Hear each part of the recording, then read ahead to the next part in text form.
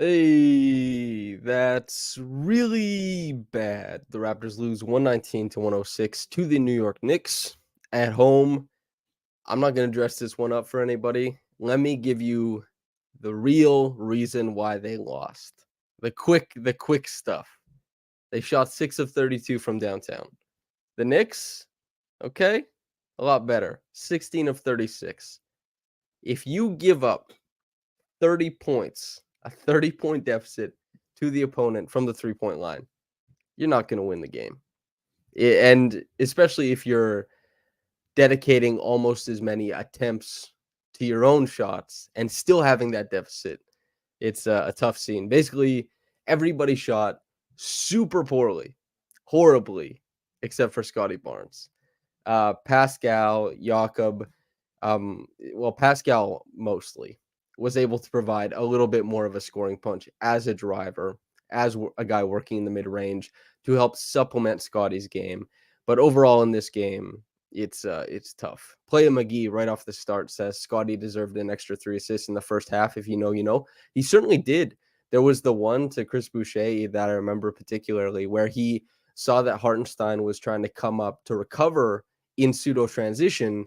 And he immediately, because Scotty reads the lanes on the floor so well, he immediately puts himself in front of Hartenstein, waits for the Knicks defense to settle and separate, and then passes to Boucher, who ended up missing the shot, sadly. But it's that type of ability to read the open court, use his body and a live dribble to allow other players to, walk themselves open or run themselves open. And he deserved an assist on that one for sure. But yeah, Scotty, he definitely could have come away in this game with maybe 7 or 8 assists. Pascal also could have come away with, 6 or 7 probably. These guys were collapsing the defense, passing out. And the Raptors, I can walk it through. Pascal went 0 for 4 from 3. One of them looked close. That's not good. That's not good at all. Yakob obviously didn't take any. OG is 1 for 6.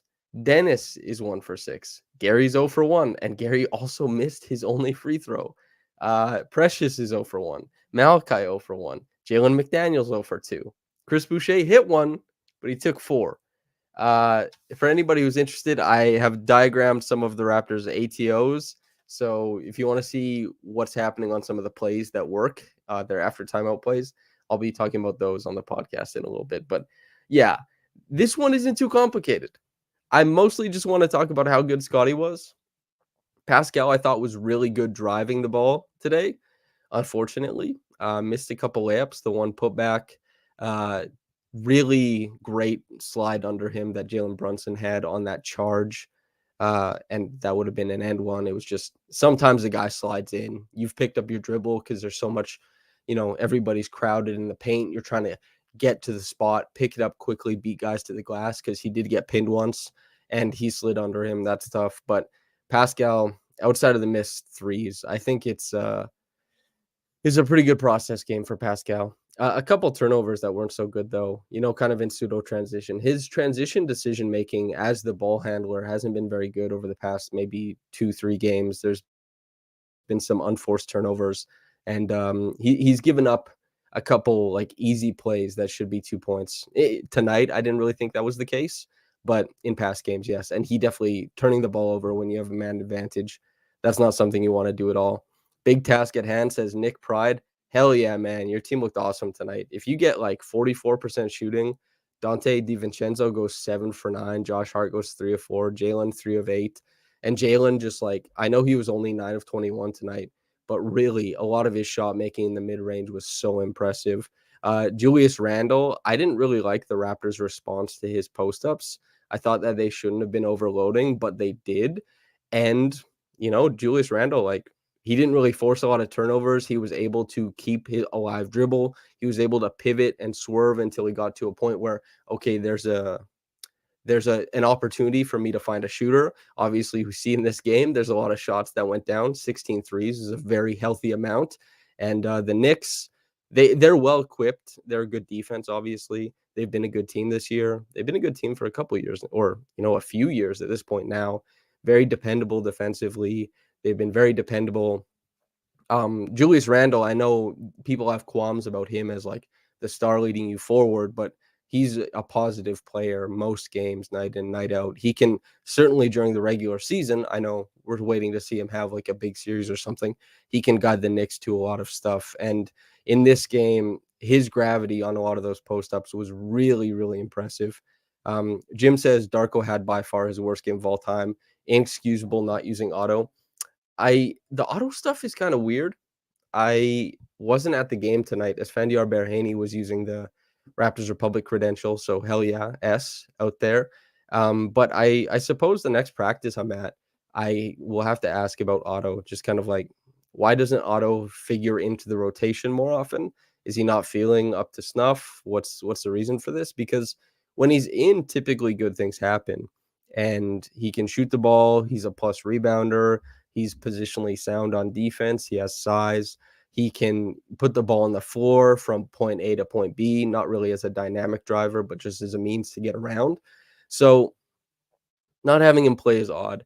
Also, we got, a fair amount of OG plus bench, which I know at the end of this game, you say, well, we kept Pascal under 34 minutes. We kept OG at 27. Yakob plays 28. Dennis plays 37. Scotty almost 37. It's like, I don't know what had to happen as far as the rotations, but I was pretty shocked to see that when the game was hanging in the balance, they went to an OG plus bench unit. They lost a really quick little stretch of play by 5. Part of what ended up being a 10-0 run for the Knicks to close out the third quarter. And this wasn't like tough shots that the Knicks were making. It was like collapses on defense. This was really difficult. This was a difficult look for the Raptors. They did a terrible job defending in that. And obviously, OG as the offensive hub, trying to guide guys like Flynn, Achua, Jalen McDaniels, Boucher, that's not going to cut it. I mean, it's never going to cut it. Summer Lowe says Knicks have a better team, not even close. I mean, the Knicks, if you beat the other team from the 3-point line by 30 points, you're going to be the better team that night. The Knicks, if you had asked me at the start of the season, I think when I talked to Ariel Pacheco for the outside looking in episode of Knicks and Raptors, I think we both agreed that the Knicks were going to have a better year record-wise than the Raptors. And yeah, I think they'll end up there. Now, game to game, could they be close? Certainly. Was the worst shooting night of the Raptors season so far. I think this one was worse than what happened against Chicago early on in the season. I can't remember if that one was like 17% or 21%. The Raptors can't sustain that, obviously. And the Knicks going 16-36. It's just too much. I think that the Raptors did a lot of good stuff. Scotty had a massive game. Pascal, even though the stat line I think is underwhelming to some degree, I think Pascal's process as a driver to keep punching the gaps, keep collapsing the defense, and to keep challenging the rim protection, whether it's Mitchell Robinson or the help side stuff that comes in the form of like maybe it's Quentin Grimes, maybe it's Josh Hart, maybe it's Hartenstein, maybe it's Julius Randle, just to keep going back there, going up and doing it. And the same thing with Scotty, except to a way more impressive degree, because Scotty, the difference is about 8 points in their stat line, and there's a difference from the 3-point line, which is about 9 points. Scotty hit 3 of them, 43% on the night. Pascal 0 for 4. And also, Scotty was tremendous in transition. Pascal's typically been tremendous finishing in transition this season. Like I talked about just a couple of minutes ago, he's been maybe, a little bit sloppy as far as decision making. That Scotty had a couple turnovers like that, I believe, in the open court, but those were his only 2. And here's the thing, man. He's creating like these giant swaths of space for his teammates, and he's so good in transition, and he gives you so many opportunities that you kind of just have to take some of the mistakes in stride because he's typically doing such a good job. The Raptors are a really impressive team in transition off of live rebounds as far as points per possession go, and that is almost solely responsible. That's Scotty Barnes. Scotty scored in the half court. He scored on the little get actions for the 3-point plays. He scored getting to the rim. He scored in transition. He scored on an offensive rebound. It's, being big and in motion, using your physicality to overwhelm, and then, accentuating that or complementing that, I should say, with a 3 of 7 performance from the 3-point line. Unfortunately, the rest of the team combined for 3. So this is kind of the way it shakes out. The Raptors defense, I thought they had good spurts. Obviously, that fell apart. Some of the transition stuff late obviously did not work out very well. The half court, some of the times that they were collapsing, like especially when a guy's driving baseline and they're sending so much help baseline. And I understand because the Knicks have guys who can hang around the rim like Hartenstein or Mitchell Robinson or Julius Randle, and you really want to protect against those laydowns, but they're not doing a good job of protecting against the shooters on the back end of these plays. So they overload, whether it's, shading really hard to a baseline drive, not really using the baseline as another defender. And also, as I mentioned at the start, overloading too often, I think, on Julius Randle as far as the post ups, collapsing too far in, not being able to recover out to shooters. And then you have this big performance as far as like the half court scoring in this game. Huge disparity. The Knicks 108.5. If they were able to emulate that every single game, they would have the best half court offense in the NBA. The Raptors 77.1. It's their worst performance in the half court in some time, and like that's tough. You don't want to do that. And they've been trending in the right direction. I still think they are overall. They're not going to shoot this poorly from 3 every night. I think they're 34.2% coming into this game. Obviously, they're going to drop into the 33s after this game. You shoot 18%. That's what's going to happen. But the Raptors, largely because of Scotty, they had a major night in transition. 153 points per 100 possessions. The frequency was high. The points per possession was high. Scotty was doing a fantastic job. And Scotty and Pascal. And this is why, like, I think Scotty and Pascal both played excellent games. Scotty obviously is the bigger name here, the bigger performance. Scotty was better, but both had strong defensive performances. Scotty better once again. Both had strong offensive performances. Scotty better once again. But when the Raptors take 15 more shots at the rim in this game than the Knicks, it's because of those two guys really driving and collapsing the paint and also being able to create these chasms of space for a guy like Yakob so they can lay it down to him. Okay, let's talk about the plays. Okay, here we go. Ready? So I got asked about somebody, their name on Twitter, I think is Achet, which is stop in French. I grew up, my school was really poor. So we didn't even have, I know in Canada, you're supposed to learn French in school. I think that's like a law. We didn't. So Achet on Twitter asked me if I would diagram Iverson loop. So I have Iverson loop and I also have the Spain leak that the Raptors ran. So bear with me. Okay, we're going to test something out. I'm going to leave the mic on the table and everybody in chat, let me know if it sounds okay. I think it should sound fine, but I need my hands free to diagram this. I also need a mic stand, obviously. And to the people listening on the podcast app, thanks for indulging. I'll try and be very descriptive with my words. Okay. Yes, I do need a board, Andre. Okay, here we go. Okay, so this is Iverson loop. This right here, okay, everything's flipped. This is what is that? A G? Who's a G? Oh, Gary. Okay, so this is Gary, right? This is Yakob. That's Pascal. This is OG. This is Dennis. These two screeners on the edge of the paint on both sides. What's happening there? This is the paint, right? There. OG is going to cut across the top and loop around. And Gary, before this happens, filters from this side to this side, thus dragging somebody, creating confusion here. OG cuts around. Dennis passes to Yakob here. And as OG clears, he loops towards the paint and they got a lob. And OG had a lob. He just flubbed it. It's a good play. They've scored on it. It's actually been their most popular ATO this season. They've gotten lots of good looks out of it. Basically, what happened is Pascal didn't set the screen immediately. RJ Barrett was trailing OG. He got caught because Pascal stepped up into the screen. Randall was hanging around here off of Yakob, and he didn't notice what was happening, so he couldn't blow up the play.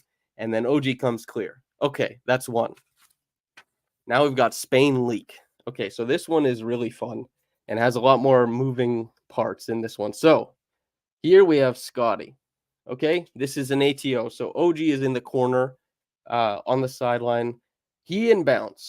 Who does he inbound to? Dennis, who comes off of this screen from Pascal right here. So Dennis filters through above the break, gets the ball from OG in the corner. At the same time, Scotty comes from the other side to set a screen for Dennis. Then OG goes behind and sets a screen on the big guarding Scotty's man. This is the Spain pick and roll. It includes the back screen. That's what's happening. Now, because the Raptors love their high-low action, they love their north-south passes, what happens is they're going to lift Yakob so that they can get an angle, add a wrinkle to this play, a lift from Yakob instead of just Spain leak, and they're going to try and get a high-low pass from Yakob to Scotty. Pascal filters out to the corner from here to make sure he's not in the way. Now, Yakob comes up, Dennis passes Yakob the ball right here. Scotty and OG are currently being defended. They overload on Scotty because of the new angle for the high-low pass. OG comes wide open on the three-point line, and Yakob passes it to him for a wide-open three. Those are the two ATOs. Very good plays. I love those plays. They're going to have a lot of success running those this season. They have had success running them so far this season. And enjoyable stuff. I need a whiteboard, though. The little golden Sharpie on the notebook, not super good. But it is a remnant from the podcast episode we don't talk about, where I was at TMU, and they gave me a little notepad for coming out to talk and hang out. So anyway, the Raptors in this game, basically they did a lot of interesting things. They were able to get to the rim a bunch. They were very aggressive. They played the style that they needed to, I thought. But here's the thing, the big thing. You don't shoot the ball well enough, you're not going to win. The Raptors, they got enough of their own offensive rebounds. They were, efficient enough on the putbacks. They made hay when the sun was shining in transition. They didn't hit any jumpers. That's tough, 17.2% if you don't count the garbage time from three. 20% on their corner threes, 16% on the above the break threes. Sure, they shoot well from the mid-range in this game because of Pascal and Scotty, and they're not that bad at the rim considering how much size that the Knicks have, but it's a tough game. I was really impressed by those two driving them to the rim, but it's just tough, man, because you can try and really dive into like what is a team doing to stop another team? What are they running? Is it compelling? And in this game, I think that the Raptors did a ton of important stuff. I think that the Raptors played the right way for so much of it. The thing that let them down, obviously, is that they didn't shoot well. And, as I talked about before, they didn't recover out well enough to shooters. And I think they overloaded on some of the Knicks' offensive talents that the Raptors should be able to handle in isolation, one-on-one. And they kind of kowtowed to that, and you can't. And it is about that simple. Playa McGee says, did you guys see when Kayla asked Masai about direction during the game? I didn't see that, but I heard tell about that. And I suspect, I don't know, I've asked Masai a couple of questions about intentionality and the future of the team and kind of, what the Raptors have been doing as far as process. And it's tough to pin him down. He certainly doesn't have to ever give a clear answer or a concise answer or anything like that. You want to, have people like, you want to be able to speak to your fans. You want to be able to speak to the fan base, have them enjoy you, sing your praises. You want to be able to give good answers. But as far as like actually being held accountable, nobody can do it. They don't have to tell us the machinations of what's going on. They don't have to say anything. But the team is now, I guess 20 games in, 9-11. It's not so great. It's an underwhelming season a little bit to this degree.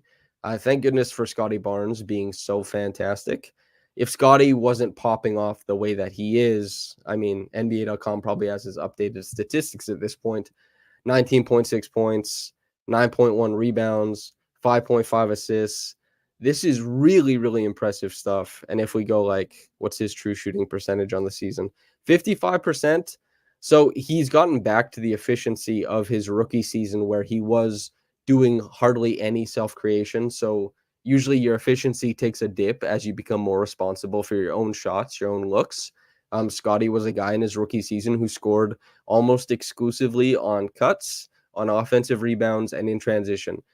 Those are big, meaty possessions for him to finish on. So the fact that he's taking like off the dribble stuff, way more threes, he's responsible for more of his drives coming to fruition, and he's reached that same level of efficiency while also, for my money, being one of the best front court playmakers in the NBA. And I think one of the 5 best transition playmakers in the NBA.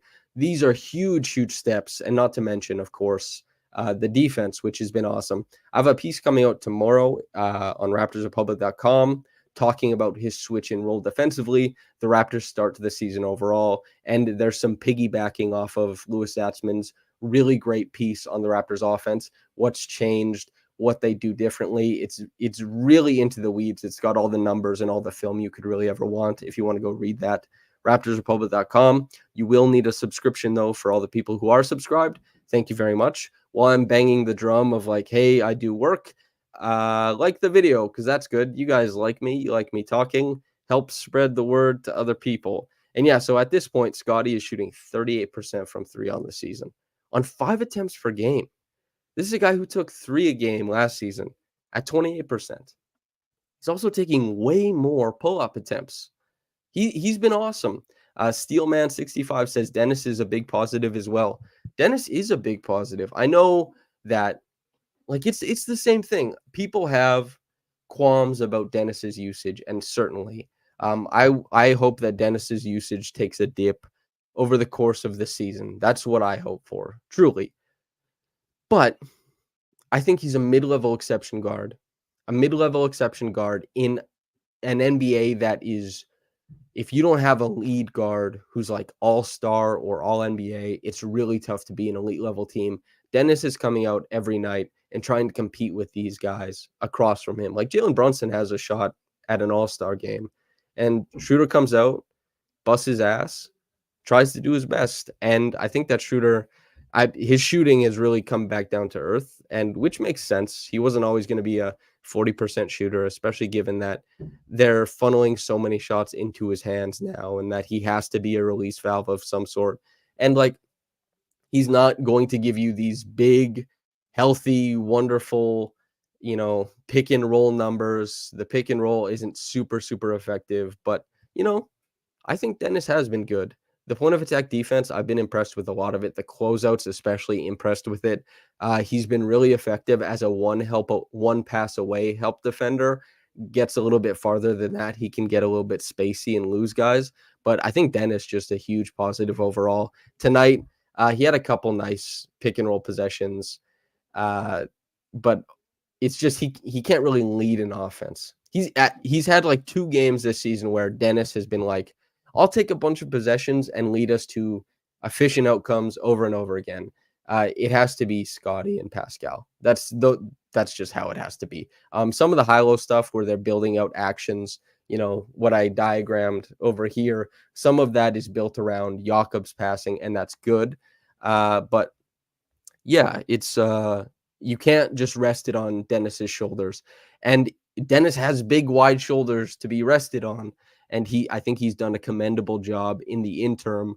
But he's not the future of the point guard position for the Raptors. I think he's done a really good job. His teammates like him. The coaching staff likes him. He's really ingratiated himself with the Raptors fan base. And I just have to be happy with Dennis at this point, honestly. Stevie says, I think his early usage is Darko just having trust in him while he learns what everyone else can do. That is certainly, I've been beating this drum after, man, it must be like every single game that Darko likes having Malachi out there because he likes having a guard move the Raptors through their actions quickly, so you can get to the secondary action with 11 or 12 seconds on the shot clock instead of 7 or 8. It makes a difference because then the third action, it's maybe a guy's getting a shot up out of the corner with 5 or 6 seconds on the clock instead of 2 or 3. That means that he can pump, draw a closeout, and put the ball down for a lay down or a layup, right? This kind of stuff, getting the offense into earlier actions. Dennis moves them through things quicker than Pascal and Scotty do. So does Malachi. They're less effective. Like, they're certainly less effective. They can't create the advantages that Pascal and Scotty do, but you have to be able to move through your offense. And the Raptors, the offense is in a healthier place process-wise than it was last season, even if by the numbers it's a fair bit worse. Them's the breaks. It's a work in progress. And also, Fred is getting paid $40 million. You're getting a facsimile of sorts in Dennis for a mid-level exception. They made the right decision there. These are the breaks. You know, it's tough to build a really good NBA offense without shooting. They shot 18% tonight. Everyone keep that in mind. From Geronimo Stilton, why does OG get to skate on night like this? You can't pay this guy that much money.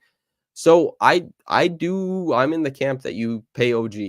Like, you're in a position where you pay OG to keep him. Now, of course, OG has the agency to do whatever he pleases. He will be an unrestricted free agent. He's not going to sign an extension because he's going to make more than the extension that the Raptors are eligible to give him. And OG will be, everybody's at the whim. He maybe gets an offer and says, Raptors, you have to match this and I'll come back and I'll be there. And it's Scotty and I, you know, we're signed for a long time together.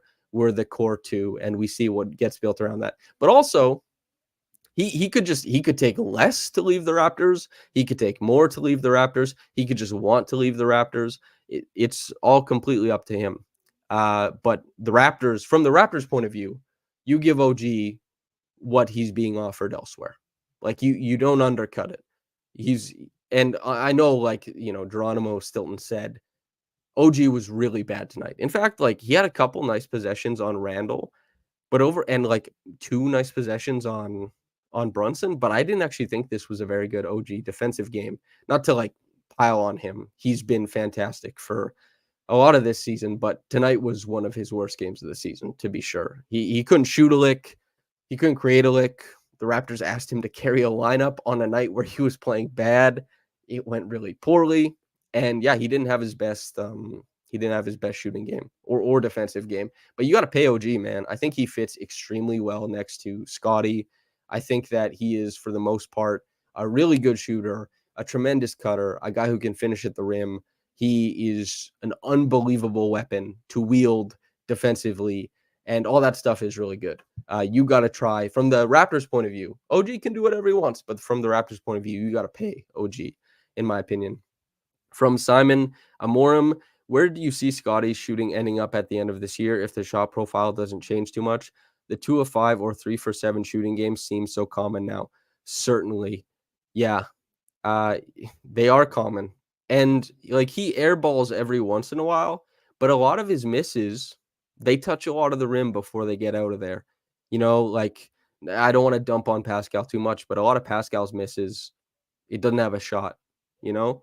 And technically, from the moment it leaves your fingers, a shot is going in or out. There's nothing really, I don't know if the wind is going to change it. Maybe we need John Brinkus in sports science to figure that out. I'm sure he's done some sort of thing on that. But Scotty gets close on his misses. He has very encouraging misses. He has eliminated a lot of his dip. He has a higher pickup point. He's more direct to his weight transfer. His legs are more involved. He has just made a hell of a progression as a shooter. And the 2 for 5, 3 for 7 stuff, Scotty, I would have, if you told me Scotty was making the jump to like 33% on 4 attempts a game from downtown, I would have been like, wow, that's great. Big jump. Hell yeah.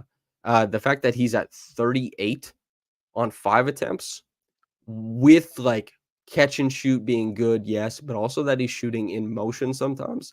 Also that there's some pull-up stuff there.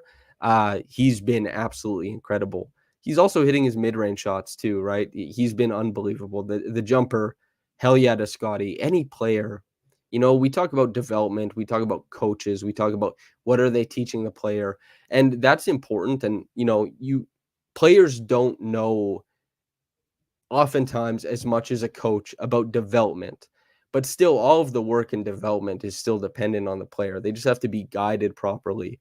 And even if you don't guide a player properly, that player can still work to get themselves to improve. So Scotty, regardless of anything that's happened development wise from the Raptors side of things, personal trainer side of things, talks about anything, the guy has just worked and worked and worked. Obviously, you can see the mechanical changes in his jumper, and the outcome is tremendous. In this game, it's quite obvious. It's been peppered in all across the season. Movement threes, quick trigger threes, and the motion of the shot is consistent. The misses look good a lot of the time. Sometimes it's front rim, sometimes it's an air ball. Who cares, man?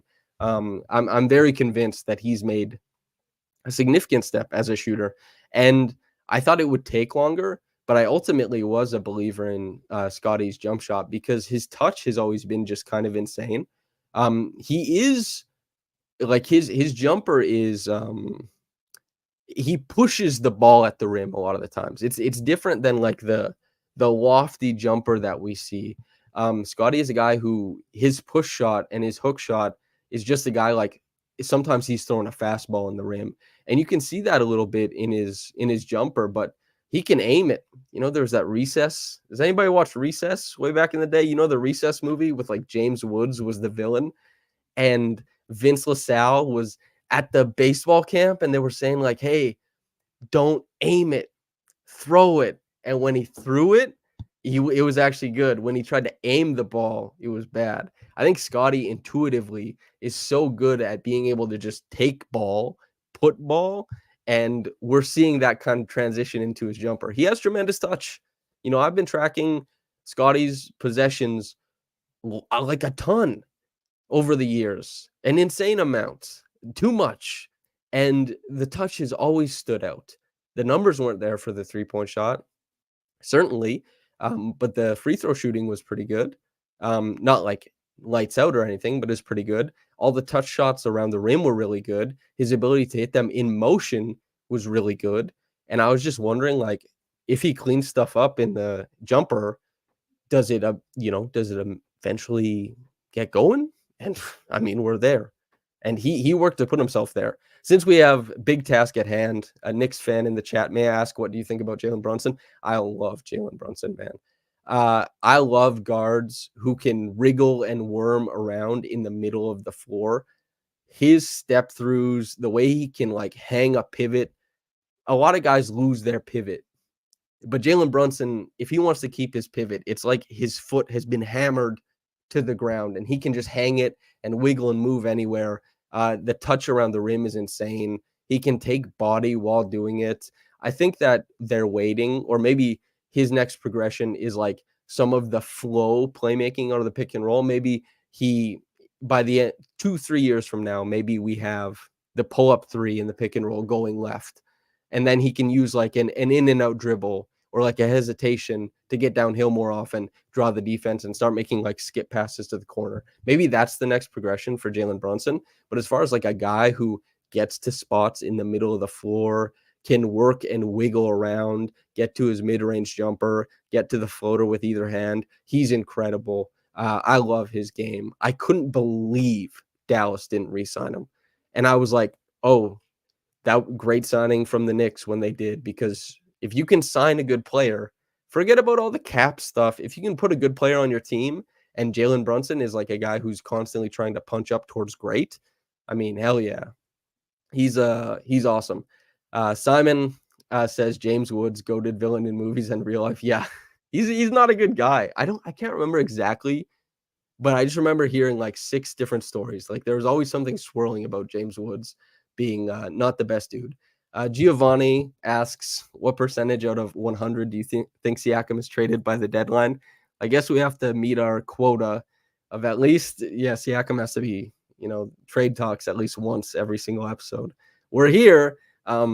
Pascal, I traded by the deadline, let's say 75%.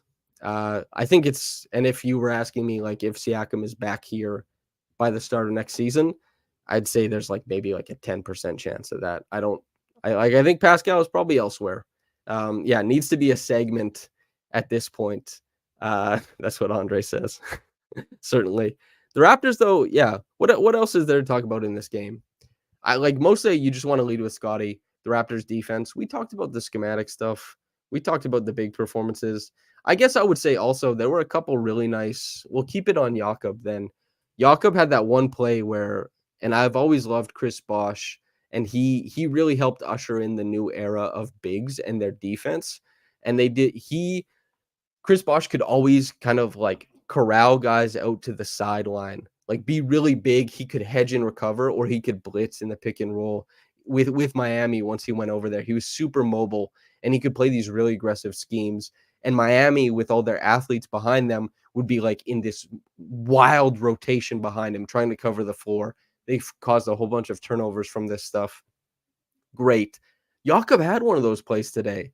And Yakob also did a pretty good job against Brunson, who, he's going to snake a lot of stuff to get back on the inside. He's going to try, and he's not oftentimes going to try to get wide on you. But I thought that Yakob did a really good job of setting the edge in the pick and roll because he was playing a little bit higher and then also not giving that lane back to the middle too easy. Like, yeah, they had a couple plays where there was a lob at the end of it where they got a roll, but I thought Yakob, for the most part, did a good job of patrolling the paint. And this is 4 or 5 games in a row where Yakob has been super strong defensively. The first 12 or 13 games, maybe even 15 games of the season, Yakob was actually a negative defensively in the on-off numbers, which isn't everything, but it's notable that the Raptors defense was performing better with him off the floor. He's been super strong at holding down the paint. And also, I think he has been a decent, not in this game, but he's been a decent pick and roll partner for both Pascal and Scotty recently. And these guys, they draw so much attention in the paint. They do such a good job that, Yakob has to form up to their drives and keep showing and maintaining that pacing with them to always be a guy who can show up, hit the hands, finish at the rim. His field goal percentage has been insane this season. I think it's maybe up towards 78%. Big shout out to Mitchell Robinson, who I think still has the record for best field goal percentage in the NBA in the history, maybe, or maybe since integration or whatever the hell. I just know Mitchell Robinson in the modern era. He had 79% or maybe 78%. Yakob's been great lately. But outside of that, Precious he was asked to do too much probably in this game. And especially when they're talking about contain, contest, and, contest twice maybe. I think that Precious struggled defensively tonight. And the Raptors need shooting in a game like this. You're not getting it from Precious. Sorry, everybody, for the cough. Actually, let me grab a little drink of water. I've been talking for almost 40 minutes. Forgive me. Yeah, let's talk about Gradey. He played well today. I did watch the game, but let me grab a little sip of water first. All right. So Gradey, the jumper was going. That was pretty fun. That was pretty good, right? Had a couple nice drives to the rim. He still, even at the G League level, is getting into trouble putting the ball down and then picking the ball up too quickly when he sees the pass he wants to make. He's telegraphing his passes. And even worse, he's telegraphing passes above the break. What happens when you telegraph a pass above the break? We saw Pascal do it on 2 occasions tonight. The other team they're a hawk on the ball. They're going down the other way. And Gradey still has a propensity for doing that. He's been pretty good at the NBA level this year. His playmaking on the baseline going up court or going baseline. A baseline has been pretty good. But yeah, the above the break stuff, even at the G League level, wasn't very good playmaking, which is, 3 games in. It's not a huge sample, but it's worrying. He shouldn't be making those mistakes. But the good news, he was just canning triples today. He even hit that fastball where I can't remember who it was. Jordan Walsh pump. Jordan goes up in the air. I can't remember if it was Jordan. Anyway, one of the main players, as in main with the E on the end, not like main as in focal point, and he tried to jump into him and threw a fastball into the rim. That's a good indicator of touch, right? When you can just kind of throw crap at the rim and it drops in, good indicator of touch, let's say. Kyle Lowry, really great shooter. Everybody remembers when he tried to draw that foul and ended up just throwing that overhead fastball into the rim against Washington. Good feel indicators, let's say. I thought that Gradey, he has the right mentality. The first conversation I had with Gradey, just like one-on-one, was great in Vegas, and I talked to him a little bit before that, but in Vegas especially, I was like, because he did struggle in Vegas too, and he just has a really good head on his shoulders. Um, there's always going to be confidence stuff, but he vocalizes that for the people who want to listen. He's like, yeah, it's tough, but I just got to keep shooting, and I'm never going to stop shooting. That's the answer right there. Gradey, everything in his game that works and is good is built off of being a really good shooter. If he's not a really good shooter, then Grady's not going to make it in the NBA. Well, if he's a good shooter, he will. If he's not a good or really good shooter, he's not going to cut it. No matter what he does, it's just not going to happen. He isn't like Kyle Anderson who can find other ways to make it work. He has to shoot the ball. So keep shooting to figure it out quickly. So at least the Raptors know when you know. And I think he is a good shooter. And I think he will be a really good shooter. So I'm not too worried about it. I was happy he had the big game today. He did blow the dunk at the end, though, which that's a little bit too bad. But yeah, I think Gradey has to put on weight. Gradey, it's a work in progress, all this kind of stuff. But I love the way he reads the game. I love the way he moves off ball. And I think that he eventually will be a guy who can give you secondary playmaking, lots of cutting, spacing, shooting, and plus rebounding at his position. Defense, I don't know. Who really knows at this point? Andre says Terrence Ross officially retired. Man, am I this old? If anybody wants kind of like I did in the summer while I was in New Zealand, actually, I went over some of the film of Terrence Ross's first, in my mind, like the first big game that helped illustrate what type of player he was going to be. It was a game against Houston. And so there's like a film breakdown and kind of like a retrospective on Terrence Ross on RaptorsRepublic.com. If anybody who's feeling nostalgic for T. Ross wants to go watch that, maybe even better than doing that, though, is just watching him go for 50 plus against the Clippers, because that was an insane play. Yeah, Giovanni, maybe this will be like one of the last one or two questions, says, do you think the Raptors make the playoffs this year? I think they'll be in the play-in. I don't think they'll end up in the top 8.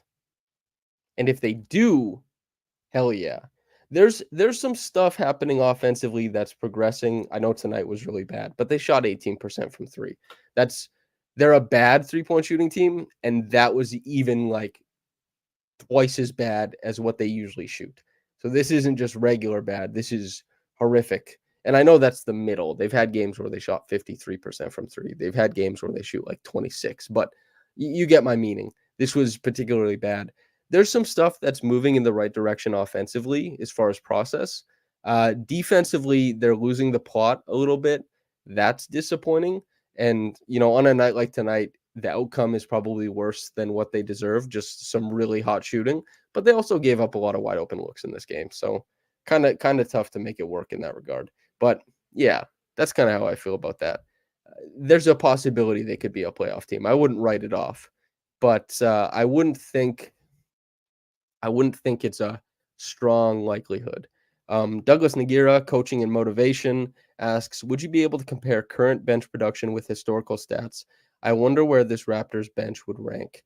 I don't typically do like the stat head comparisons. Kirthka and Blake Murphy are both really good. Keeks might put it out on Twitter. Blake might write an article about it. Even Lewis might do something like that. If somebody who's really good to badger to do stuff for you is Fandiar Barahani, just S Barahani on Twitter. He probably would go try and look that up for you if you badger him about it. Me right now, I'm not really good at compiling like the historical stats. If it's the Raptors, just like year to year, then I could probably go poke around and take a look. But the shorthand for all of this is that the Raptors bench is not very productive. The Raptors bench lacks diversity in skill sets, and the Raptors bench is not properly equipped to help elevate their starters. And I am impressed every time that the Raptors, with bench units and transitional lineups, are able to win minutes. And it's a credit to Pascal and OG and Scotty when they're able to lift those units to winning minutes, because it's tough. Um, Sometimes, like, Malchi has had like maybe like 5 or 6 games this year where you look at it, and that's only a quarter of the game so far, where you look at it and you say, that was a nice game. He's maybe had like a handful more that are passable. And then other ones, like tonight, it's 11 minutes. It's nothing. It's just like nothing from Malchi. Chris Boucher, I think on average, even including Gary, has been the most impactful bench player. Chris Boucher can play on a lot of benches across the NBA.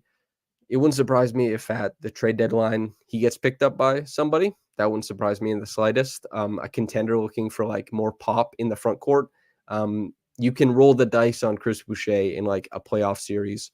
Like maybe he hits threes over a short stretch. Maybe the length helps you, with some defensive playmaking. Like maybe he helps complete, this lineup you like to run, something like that.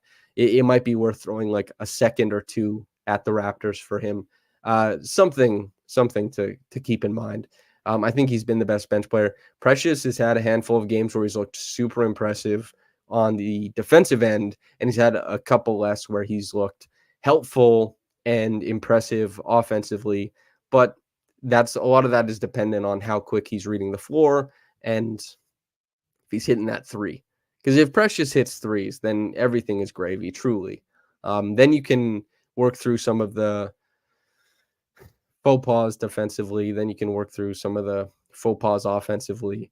But yeah, that's about it. Jalen, yeah, Gary has been uncharacteristically bad shooting the ball. I think some of the steps he's made as, a guy putting the ball down with a couple extra dribbles to get to, let's say, the push shot, it's not been there this season. And it was last season. It helped sustain him through a shooting slump to start the year.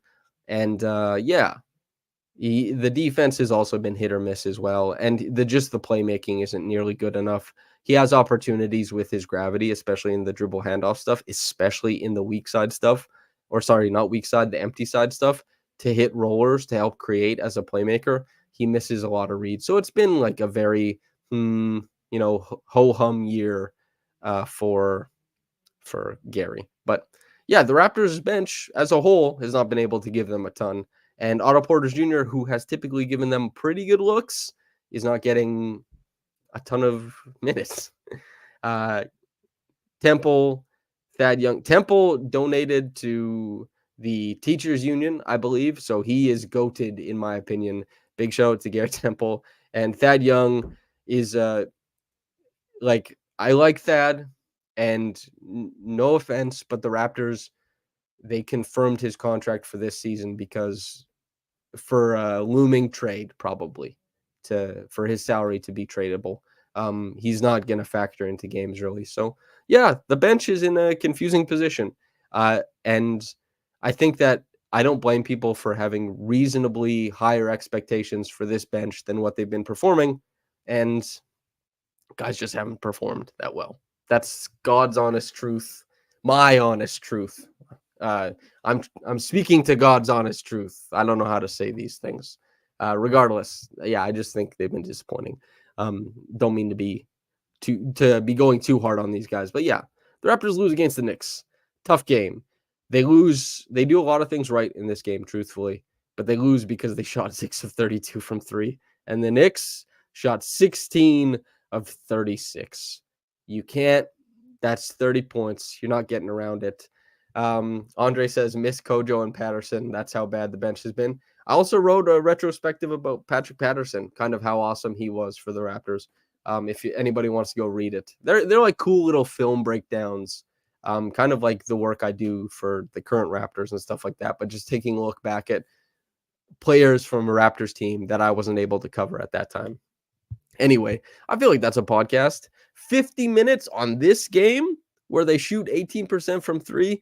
Good Lord, man. Way too long.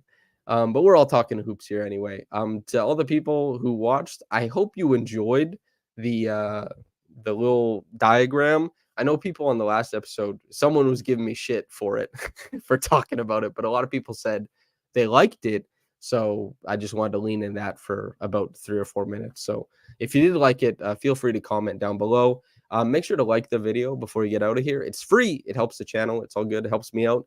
If you're interested, a way you can support myself and Raptors Republic as it jumpstarts writers and helps diversify the writing industry, as it helps pay writers who are trying to break into it. We have a subscription model. You can go to raptorsrepublic.com and subscribe. It does cost money, but I am a person who I pay for work I enjoy, and you don't have to pay for mine. But if you do, I thank you very much. And the free stuff, subscribe to the YouTube channel, like the video, and hell yeah, thanks for tuning in. For the people listening on their walks, walking the dog, early morning stuff, coffee, late at night, whatever it is, thanks for tuning in with me. Yeah, Coco, thanks for helping us feel better. It's communal. That's kind of what we're trying to achieve. It's disparate.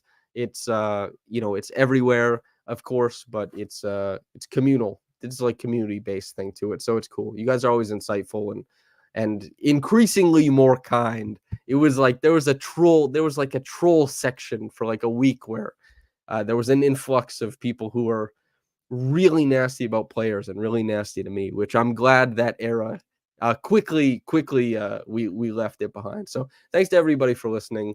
You've been the best. Okay. All right. Whether you got into this in the morning or at night, have a blessed day, and